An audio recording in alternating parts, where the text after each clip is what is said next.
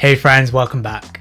In this video, I want to share with you a process that I use to pick which non-fiction books I should be reading and how following 3 simple steps has meant that literally over the last year, every single book that I've read has changed my life in some way. If you're new here, my name is Yath. I'm a medical student in London, and on this channel, I make videos on how we can all live a more considered life. I focus on self-improvement, productivity, and lifestyle choices. If that sounds interesting to you, please make sure you subscribe. Right, so often when we think about picking books to read, there isn't a rigid strategy or a process that we tend to follow.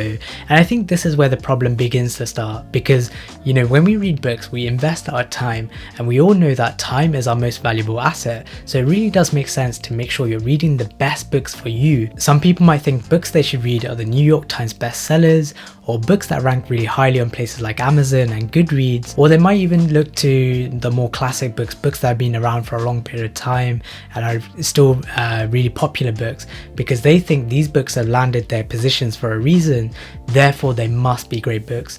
And often as a result, they'll end up reading a mishmash of books, they won't really get into any of the books, and they'll think that reading is a waste of time. But we all know that the most successful people often tend to attribute a lot of their successes to the books they once read, so reading really is a good habit to build. We just need to start in the right places. With this in mind, here are the 3 steps that I take to pick books. First of all, I look for trusted recommendations. Secondly, I do what I call a quick skim test. And finally, I make sure it's the right book at the right time. Okay, so you're maybe thinking, aren't places like New York Times bestsellers, Amazon and Goodreads sources of trusted recommendations? I think, generally speaking they are, but you have to realize they are very global places. So they cater for a lot of people and they pick books that are going to be good for as many people as possible. They don't really know you, and therefore those recommendations are not very personal at all. When I say trusted recommendations, I really mean recommendations that are more personal from people that really know you very well, and therefore those people can give you book recommendations that are going to be very helpful to you as opposed to the masses. There are 2 places that I look for trusted recommendations.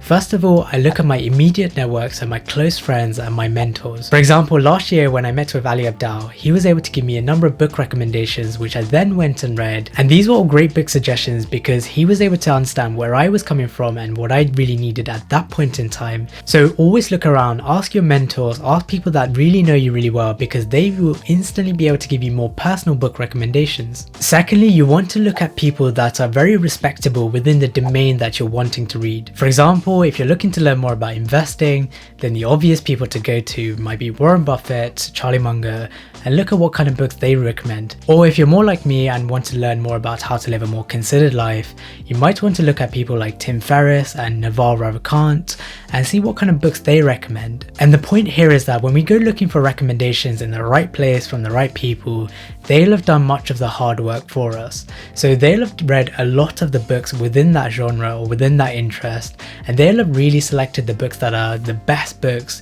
to go and read for other people. So when they recommend a book, it probably really is a very good book. A personal favourite of mine is Derek Sivers' book section on his website. So 2 of his books, Anything You Want and Hell Yeah or No, are 2 books that have completely changed my life.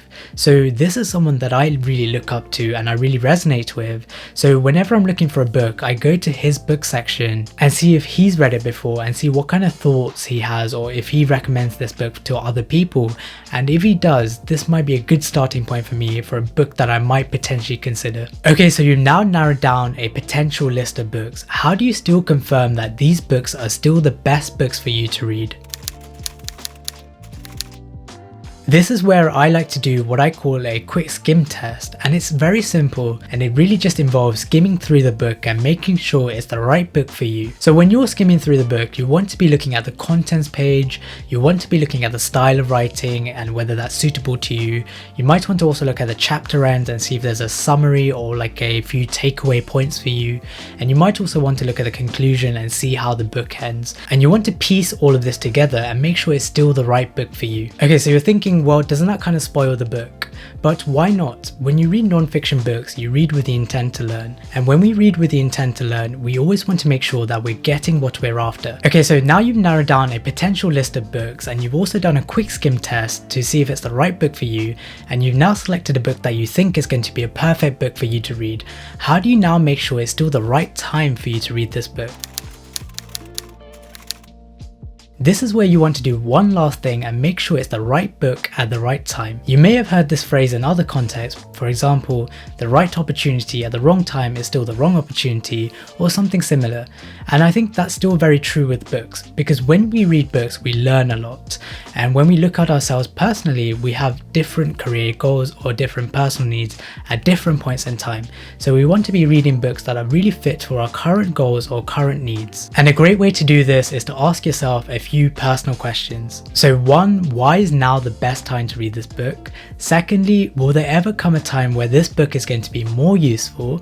And finally, is it in line with your current career or personal goals? A good example of this is a few property and investment related books that I really want to read, but for me personally right now is probably not the best time to read these books because I won't be able to leverage or use the lessons that I learn.